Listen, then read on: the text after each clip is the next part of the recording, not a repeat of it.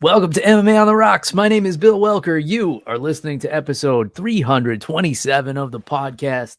Unless you happen to be joining live on Facebook, Twitter, or YouTube to catch the show live, make sure you are subscribed on one or all of those platforms. Turn on your notifications so you know when the show is live. Like right now. Today's Saturday, August 25th. Oh, August 26th. Sorry. A happy 60th birthday to my Uncle Al.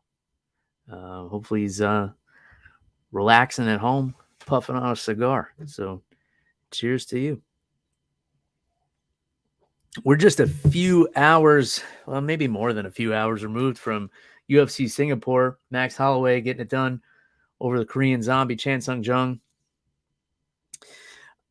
Credit to all of you who here in the States decided to wake up at 3 a.m. or whatever it is and watch this card. I didn't. I went to bed early last night. I slept in today. For me, sleeping in is like 8 a.m. if if the kiddo allows it. Luckily, she was up a little late last night.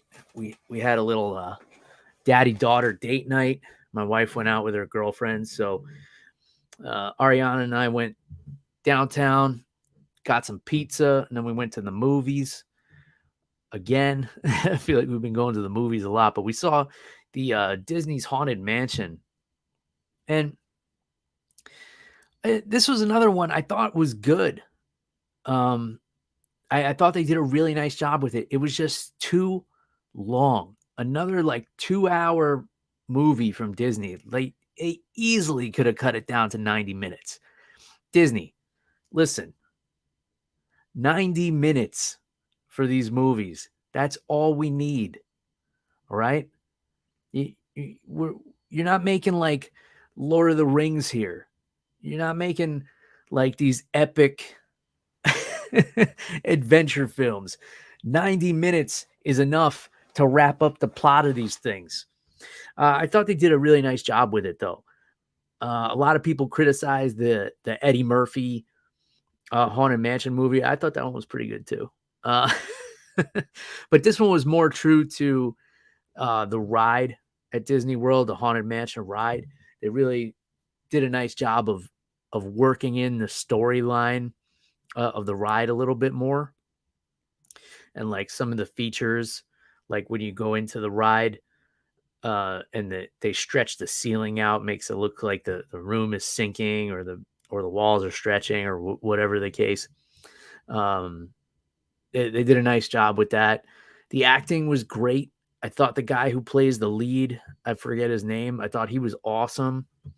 The little kid, there's a little 9-year-old boy in it. He does a great job. Owen Wilson is in it. He was great.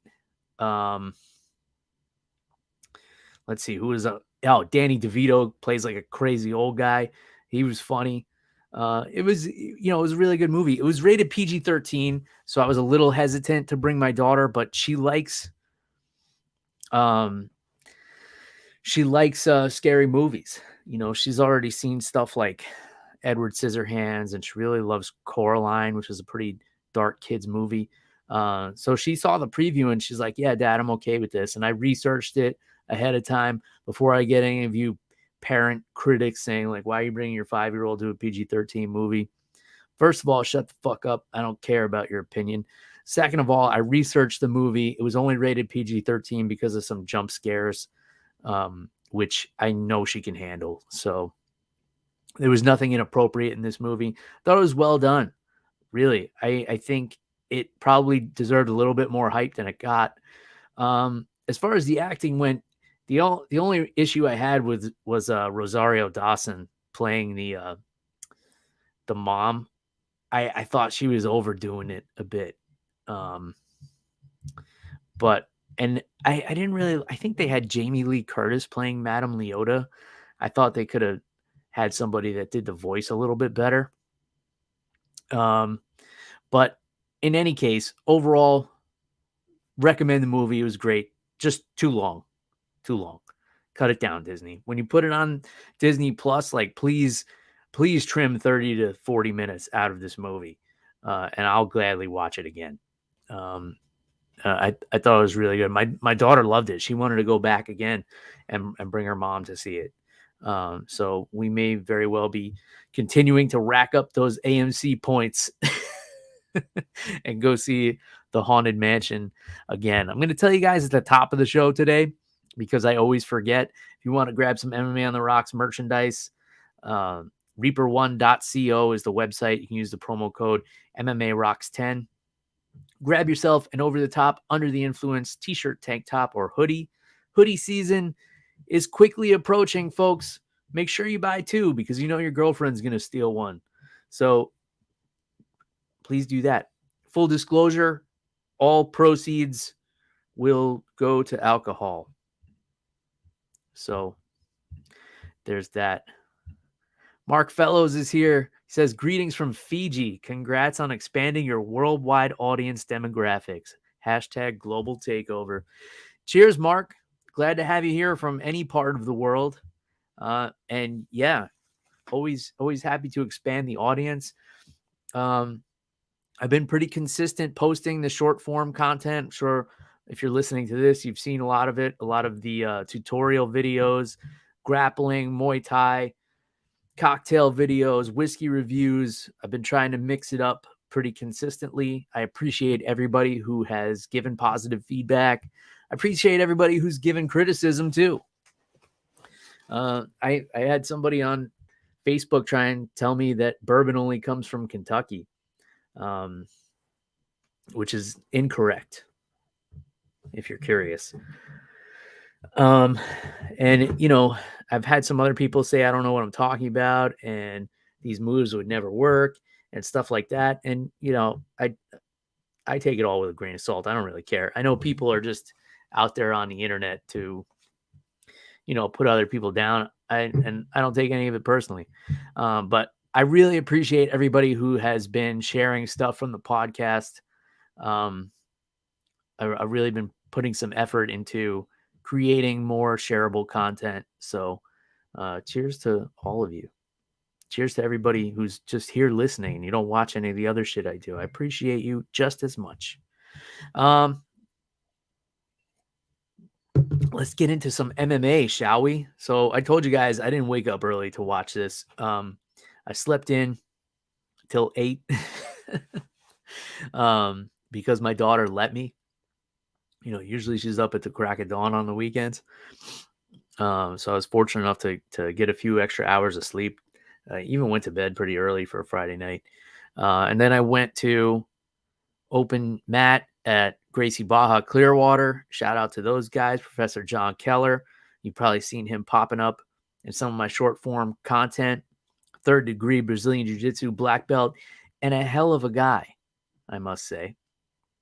So I was over there, got some rolls in this morning, filmed some more content that's going to be coming up in a few weeks. You know, we're stockpiling the content now. So we did some takedown stuff this morning, and a little detail on an arm triangle finish.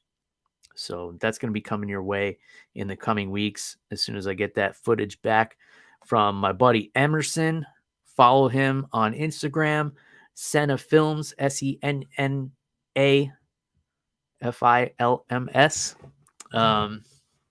He really does fantastic work, and he's been filming this jiu-jitsu and wrestling content, and it's been coming out awesome.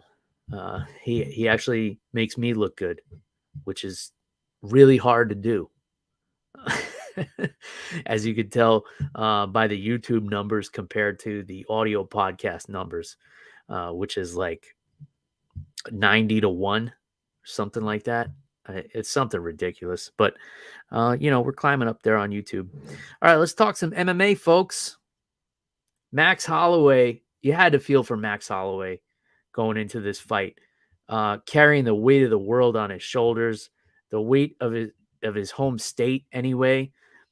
Just absolutely horrible what they're going through back in Hawaii with the fires, and you know, if it's true that they're just not getting the help that they need, which I believe it is true, that makes it even more horrific. So if you know a credible source where people can donate money directly to the people of Maui so that they can actually get it, since apparently the government doesn't want to help them out, please share it. Share it in the comments here, and I'll push it out everywhere that I can after I look into it. Of course, I'm always big on credible sources, so we gotta help out our brothers and sisters out in Hawaii who are going through it right now, and all they have is each other. So Max Holloway coming in with such a heavy burden on his mind. You could tell in the interviews leading up to it, but it didn't affect his performance because he's such a damn warrior. Got in there, won the first 2 rounds, in my opinion. Korean Zombie got some shots in, but he was just a step behind Max Holloway the whole time. And, Max went out there in the 3rd round, and Korean Zombie did the right thing. He came out there with some urgency, and he started swinging wild. And what I really loved from Max Holloway in this final exchange, the 23 seconds of this 3rd round, which was just a wild experience for everybody watching, and I'm sure for these 2 fighters in the cage. What I really liked from Max Holloway is he was watching, and he was aware of every strike Korean Zombie was throwing, and he was catching the inside controls as Korean Zombie was throwing his punches. Counters him with a beautiful punch, and Korean Zombie, the tough bastard that he is, he's still swinging as he's falling to the mat, completely knocked out. One thing we have to touch on, in the 2nd round, Max Holloway pretty much had him knocked out. And he stopped fighting because he has so much respect for Chan Sung Jung. He didn't finish him. He had him down, and he kind of backed off like it was going to be a walk-off, but the referee, Mark Goddard, didn't step in. And Max didn't want to keep hitting him because he knew he was hurt to the head, so he didn't want to cause him any unnecessary damage. So he puts him in a Darce choke, tries to finish with that. And, of course, Korean Zombie's too tough to tap. And he didn't quite have the angle on it. So he lets it go. Korean Zombie works his way back up. Again, just such a tough dude, man. I mean, pound for pound, one of the toughest guys ever. And then, that wild exchange at the beginning of the 3rd round, Max Holloway was just, his vision in the pocket is just, it's just on another level. The way he was catching the inside controls as Zombie was throwing those punches at him, that's something out of the Matrix, man. That's not something that everybody has. That's an elite level skill, to be right in the pocket in a firefight and see things coming at your face and react to them, especially for a guy who, according to him, doesn't spar. So the fact that he has that timing and that vision, he's just gifted, man. He's just blessed, as he says. The best is blessed, right? So finishes the fight, and Bisping comes in to interview him, asks him about the fight, and he says, rightfully so, I can't even think about the fight. I'm just thinking about my people back home who are going through it right now. And it was an emotional moment. I mean, when he finished the fight, he jumped over the cage, ran right over to his wife, because I'm sure she was worried about him in there, but at the same time, they're both worried about their family back home and what they're going through. So just, it was a really emotional main event all around. So he tells Bisping he can't even talk about the fight. He's just thinking about, his people back home, and how they've all banded together and they're all there for each other, even though, the government whoever else. FEMA is not helping at all. Not to get into politics or anything like that, but it's the fact of the matter. These people need help and they're not getting it. So it's understandable that's what was on his mind. And Max Holloway, just such a good dude, man. Comes back in the cage, helps Korean Zombie get on the stool, helps him up. He showed real concern for him. He did the wrong thing in the second round, not trying to finish him. That could have cost him. Korean Zombie could have come back and staged a comeback because, Max didn't keep fighting when the fight wasn't stopped. So there was that. And then Korean Zombie lays down the gloves and retires. And man, what a moment. If you guys missed this fight, go back and watch the fight. The fight was awesome, but the post-fight stuff, everything's so emotional with Max Holloway and thinking about Hawaii. And man, Korean Zombie had just an awesome retirement where he lays down the gloves and then he's walking out of the cage and they're playing Zombie by, I think it's the Cranberries, and the whole crowd is singing along and he just stops at the cage door at the top of the steps and he's looking at everybody and just smiles. He was hugging his coaches and crying.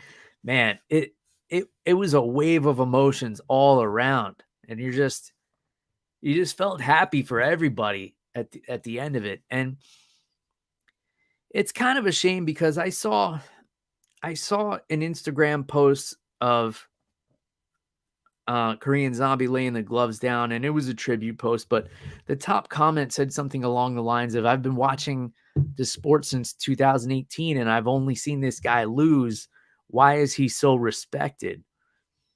And I think if you consider yourself a fan of this sport, you need to go back prior to that time. I mean, this is a guy who just very recently fought for the title against a guy that nobody can seem to beat at featherweight in Alexander Volkanovski. He's been fighting at the highest level for so long. Yeah, of course he's going to take some losses, especially now at 36 years old or whatever he is. But the things he's done and the things he's endured throughout his career, the wars he's been in, the Leonard Garcia fights, the first one, split decision, lost to Leonard Garcia, but that was a freaking war. That's like one of the best fights of all time. You definitely need to go back and watch that. And then the second fight with Leonard Garcia, he gets the first twister submission in UFC history, I believe. And to put that in perspective, that was however many years ago. I can pull it up here. Okay. Leonard Garcia, the twister submission was 2011. Okay. That's the first twister submission we've seen. We just 2 weeks ago saw the third one. All right.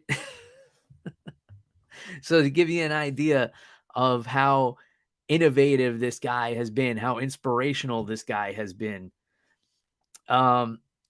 He's got a submission win over Dustin Poirier. He fought Jose Aldo in his prime. And then there was that crazy fight with Yair Rodriguez where he caught that elbow in the very last second. He's got a win over Frankie Edgar, for Christ's sake. Beat Dan Ige just 2 years ago, who's a top flight contender. So much respect for this guy, man. He's put on some epic fights. Max Holloway called him a legend, rightfully so. I was thinking about this while the fight was going on. Is he the only fighter who has his nickname displayed on the screen instead of his actual name? Because it said Holloway and Zombie on the little timer or whatever on the bottom of the screen. Is there anybody else who just goes by their nickname? I can't, maybe Mirko Krokop. But I can't really think of another example.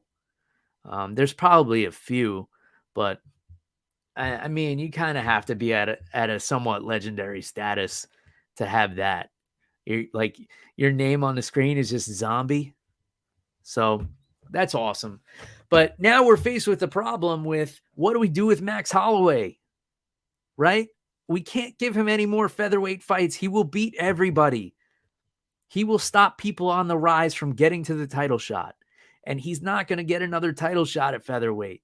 We can't do him and Volkanovski for a fourth time. The only way that fight happens for a fourth time is if Volkanovski loses the title to, say, Yair Rodriguez, Holloway steps in, beats Yair for the title, and then, Volkanovski, obviously will get a title shot. That's the only way we're seeing that for a fourth time, is if Max is the champion. So Volkanovski has to lose it first or retire or whatever.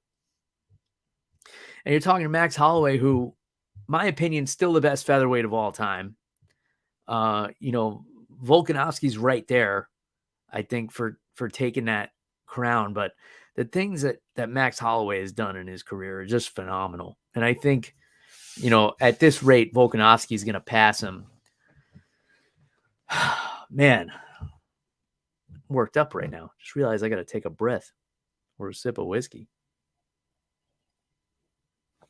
By the way, guys, for anybody curious, I'm sipping on some Cooper's Craft 100 proof bourbon whiskey.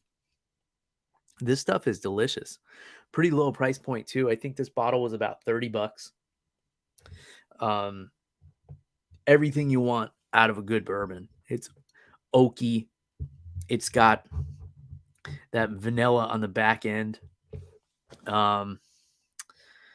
Let's see what else in there. It's got a little spice to it on the finish, like a little black pepper. But I mean, for $30 for 100 proof bourbon, this is a win. Cooper's Craft, 100 proof. They toast and char their barrels. So, I could go into the difference between that. It comes from Brown-Forman, which is the parent company of Old Forester and some other distilleries you probably heard of. Okay, so some other nicknames rolling in from my buddy Matt here. Kimbo Slice. Okay, fair enough. And Tank Abbott. All right, so a handful. There's been a handful. But not a lot, right? All right, moving right along here. Co-main event, man, this fight was bonkers. Anthony Smith and Ryan Spann. This was a rematch. Bad blood between these two. It seems like they may have squashed it. They hugged each other at the beginning of the third round. First round went the way of Anthony Smith. He was chopping at the legs of Ryan Spann. Great job with the low calf kick. He was landing some big punches as well. He was really piecing them up. It seemed like Ryan Spann the whole time, though, was, even though Anthony Smith was beating him up, Ryan Spann was holding a loaded gun the whole time.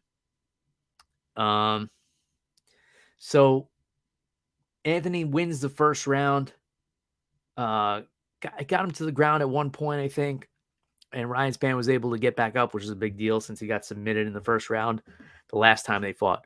Second round, Ryan Spann lands a punch. I think it was an overhand right just below the eye of Anthony Smith and broke something. I don't know if it broke his orbital or what, but that eye started swelling up. It looked like it was going to swell shut, and then miraculously it just stopped. The doctors had to come in and look at it between the second and third round. They were having him cover his right eye and see if he could tell how many fingers they were holding up, etc. It wound up being a huge mouse under his eye, and he was shelling up quite a bit. And Ryan Spann wasn't able to capitalize. The third round was close. So obviously Ryan Spann wins the second round because he basically broke Anthony Smith's face. I thought Ryan also won the third round. So this one's going to be a bit of a controversial decision. Was it a robbery? I mean, it was a close fight. It was 1-1 going into the third. The third round was the least eventful. I think Ryan Spann did a little bit more in that round, and Anthony Smith definitely looked worse for wear at the end of this fight. If you're going to go by damage, which should be the top judging criteria, Ryan Spann definitely did more damage.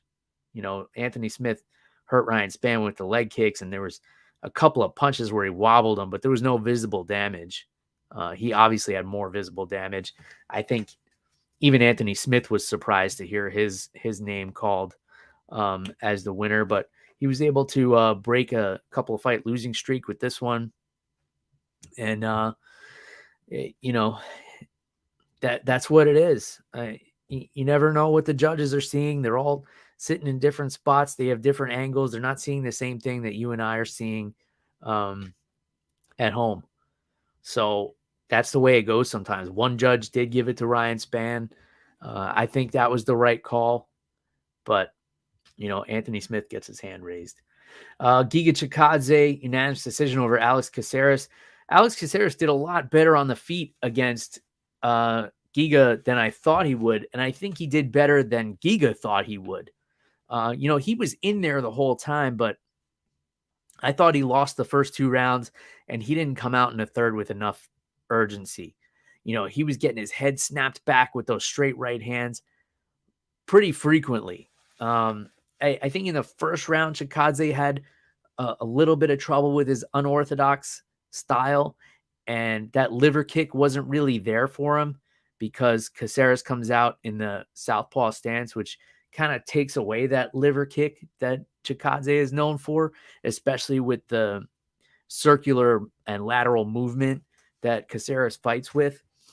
So he was stifling him a little bit in that first round, but I still think Giga won it. I think he won all 3 rounds, actually. I would have liked to see Alex Caceres grapple in this fight. I don't know why there was 0 takedown attempts. I don't know why, why he wasn't trying to grapple. I would think that would have been an easier path to victory for him, especially in that third round. His corner should have been telling him he was down 2 rounds. Even if they didn't think he was, they should have been telling him that. So he would come out with a little more urgency, maybe change up the game plan. But Giga Chikadze coming away with the unanimous decision victory. Then we had Rinya Nakamura. Man, this guy is a beast at bantamweight. He was in there with Fernie Garcia, who, we've seen holes in his wrestling in the past. And Nakamura, Japanese fighter, has a serious wrestling background, and he put it on full display. Not just the wrestling, but the ground control in general was so impressive. He was moving from side control to north-south to side control, going from submission to submission, almost had a few of them. Garcia, even though he has holes in his wrestling, like his survival in the grappling was enough to get through this fight. But Nakamura, man, on the feet, he was impressive too. He had some nice body kicks. He had some nice timing on his strikes. It was a great performance. Erin Blanchfield versus Taila Santos. This was another close fight where Erin Blanchfield got the shit beat out of her in the first round by Taila Santos. And she knew she was going to have to weather the storm, but it was the striking of Taila Santos and it was the takedown defense of Taila Santos that was really the story of this first round and really the story of the fight. She busted up Erin Blanchfield fairly early, and Erin was fighting with her head right on the center line the entire time. She had very little head movement. She was throwing very basic combinations, and Taila was countering them easily. When they would get into the clinch, Taila was landing nice knees to the body. She handily won the first round. I think Erin won the second round. She started pushing for the takedown a little more, wasn't really getting them. Typically if she gets people down, it's pretty bad news. But Taila had really great takedown defense in the clinch. And then the third round was super close. They got into a big flurry in the last 15 or 10 seconds or so. And Erin landed 2 big shots in that exchange that probably won her the round. But other than that, it was a really close fight. The first round was very one-sided. The second round, Erin won, just kind of edged it out. The third round was very close, could have gone either way until the last 10 or 15 seconds, where she was able to land, the biggest strikes that she landed in the whole fight, and leave a lasting impression on the judges, come away with the victory. Junior Tafa, first round knockout over Parker Porter. Impressive performance from him. It was such a close punch that I thought it was an elbow when I first watched it. I had to watch the replay. He kind of came over the top with a right hand, and I thought he landed with the elbow, but it was a punch. Put Parker Porter down, and 1 minute, 24 seconds. First round knockout for Junior Tafa. That boy's got some power, man, at heavyweight. You got to watch out for him. And I didn't catch a whole lot of the prelims, but I did watch Mikhail Oleksiejczuk and Chidi Njokuani. If you guys missed the prelims, you have to go back and watch this fight. I told you last week that this was going to be a one fight to keep an eye on, and not to pat myself on the back, but I was right about this one. This fight was crazy. Chidi came out, Muay Thai on full display in the first round. He landed a nice head kick, nice body work. He's so fast, so explosive. And then at one point, they got into a clinch, and Chidi went for a takedown for some reason and wound up pulling Mikhail Oleksiejczuk on top of him. Mikhail, did a little work in that position, and then they wound up back on the feet, and then Mikhail was able to drop Chidi with a shot after a wild exchange, got on top and just hammer fisted him until the referee, Thomas Spann, had to step in. 4 minutes, 16 seconds into the first round. Mikhail Oleksiejczuk coming away with a TKO victory over a very tough and very skilled and explosive and powerful Chidi Njokuani, who just has not been able to string it together. Yeah, Jamie, let me know if that won Fight of the Night bonus. For me, it did. It gets the MMA on the Rocks Fight of the Night bonus, which, brings $0 to the table, but still very prestigious, in my opinion. And I didn't watch any of the rest of this, but there seemed to be like a lot of great finishes. So let me know what I need to go back and watch. I'm just being told from my producer by proxy that the main event got the Fight of the Night, which I get, but hopefully Mikhail and Chidi get some backdoor money after this one. And I have to reiterate my point from last week, folks. I want Max Holloway to move to lightweight. He's big enough. He's strong enough. I know he lost to Dustin Poirier the last time he moved up, but that was moving up for an opportunity when he was still the champ at featherweight. He didn't change his body composition to become a lightweight and really prepare for it. He was just moving up because it was an opportunity. I think if he really took the time, obviously we see he's got some punching power now. I think he can carry that up to lightweight. If he takes, a good 9 months to really change his body and make himself a lightweight, I really think he can make a run. I don't want him to stay at featherweight as long as Alexander Volkanovski is the champ. And that's the last I'll say about it for now, because I know I've been beating this dead horse for a while. Let's see. Next week we're in Paris. Cyril Gane against Sergey Spivak in the main event. And, this main event may have been put together for Cyril Gane to shine since he's French and this is in Paris. But Spivak's going to be a problem for him, man. If Francis Ngannou could take him down, Spivak, with his judo and his grappling, he's going to be able to get him to the ground as well. And he may do it fast. So, and then once he gets him there, it's going to be a problem. I see Spivak giving Cyril Gane a lot of problems, unless Cyril Gane can, use his range and use his distance and keep Spivak away from him. But once Spivak gets his hands on him, if he's able to press him up against the cage, it's going to be a rough night for Cyril Gane, in my opinion. Then we quietly have Rose Namajunas coming back in the co-main event against Manon Fiorot. And obviously they're trying to build Manon up here because she's from France as well. Yeah, she's from Nice. Nice. 10-1 on a hell of a streak. She's won 9 in a row. And her last wins have been over some heavy hitters: Caitlin Chukagian, Jennifer Maia, Myra Bueno Silva, and Tabitha Ricci. So that's a very interesting fight. And it's at flyweight as well. So Rose Namajunas just quietly moving up to flyweight. I didn't even know this was going on. Then we got Volkan Oezdemir, who is like the light heavyweight version of Giga Chikadze, I think. I think they look pretty similar. Fighting Bogdan Guskov. I really don't know who this guy is. He's from Uzbekistan. 14-2. This is his UFC debut.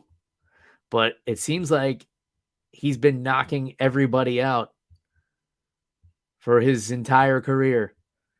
He has one fight that's gone to decision out of 16 fights. All right, this will be a fun one. I mean, they're throwing him to the Sharks, getting in there with Volkan Oezdemir, but man, that's gonna be a fun fight. Benoit Saint Denis and Thiago Moises, that's a fun fight as well. And nothing else really jumping off the page to me here. Nasrat Haqparast is going to be fighting the ever elusive unknown fighter. So keep an eye out for that one. And yeah, I mean, I think that's it. Great card, UFC Singapore. I thought it was fantastic. From what I saw of it, I need to go back and watch some of the prelims, but really a great time. I definitely recommend this Cooper's Craft 100 proof. They have a straight bourbon as well that's like 80 something proof, maybe 86. I have not tried that one, but this one for like $30, this is a really solid bourbon. Definitely recommend that. The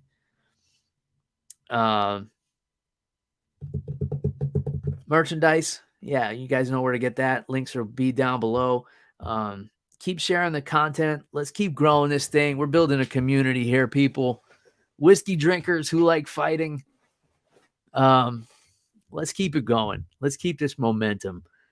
I'm motivated to keep doing this content. So hopefully you guys are motivated to stick with me. And that's all I got. I mean, go see The Haunted Mansion, even if you don't have kids. I thought it was a good movie. A little long, but you know, you'll survive. That's all I got. Until next time. Cheers, everybody. Goodbye.